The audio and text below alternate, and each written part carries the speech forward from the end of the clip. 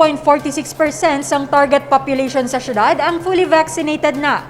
Samtang isa ka nurse kag COVID-19 survivor, pabor sa vaccination para sa mga minor de edad. Wala nagauntat ang kampanya sang lokal nga panguluhan kontra COVID-19 kag nagapadayon man ang vaccine rollout para sa mga residente kag hindi residente sang syudad.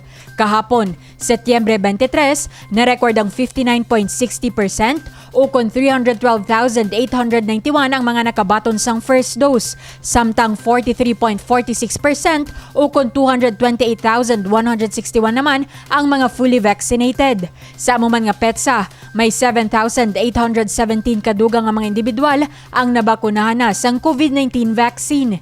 Gani para sa isa ka nurse nga si Mary Rose Dayo, importante ang mabakunahan kontra COVID-19. Very important gid nga ma-vaccinize kita because para at least protected kita. And in case nga ma-expose kita, hindi siya maglala aton mga symptoms. So, and maless ang chance naton nga ma-admit.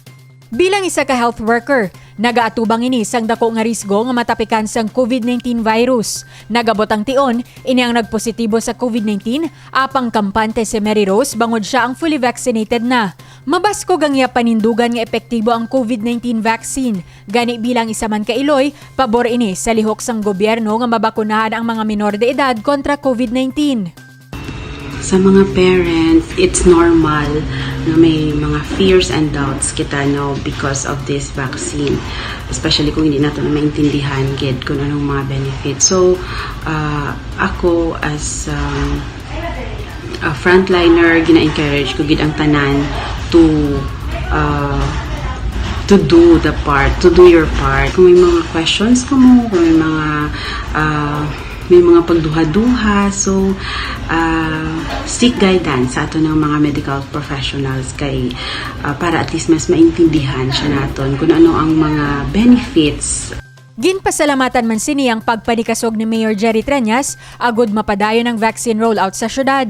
Thankful gid kita sa ating City Mayor, Mayor Treñas, because very assertive kid when it comes to vaccination. So, kinanglan lagi siya naton line up, magpila para ma-avail ang free nga vaccination. Ginpayag man ni Mayor Treñas nga sa bulan sang Oktubre, handa na ang syudad sa vaccination para sa mga kabataan sa tion maaprubahan sang Interagency Task Force. Divine Singh para sa Level Up Patrol. Malala nga epekto sang COVID-19 ang mabatyagan sa mga wala pa nakapabakuna. Samtang numero sang unvaccinated COVID deaths ang padayon nga nagasaka. Padayon nga nagasaka ang numero sa mga fully vaccinated sa Iloilo City.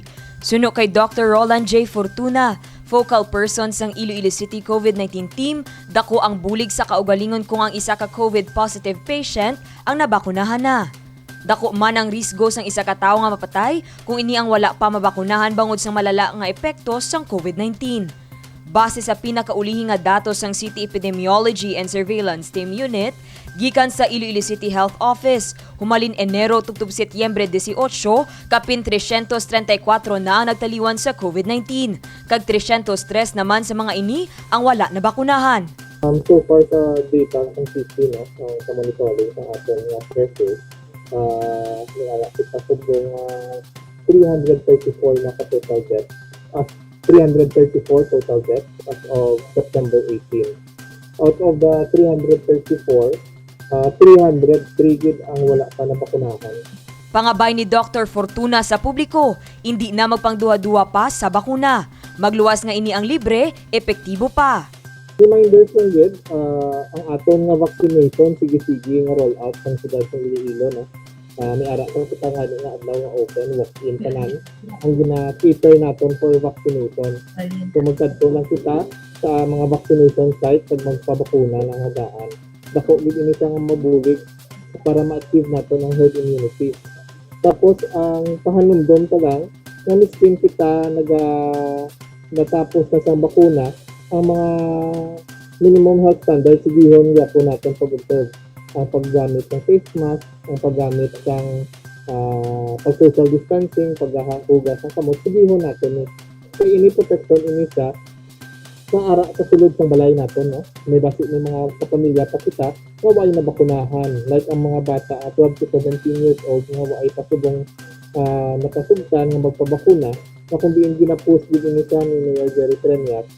Isa man sa ginakampanya karon sa lokal nga panguluhan, mabakunahan ng mga pamatanon nga nagaedad 12 tubtob 17 anyos.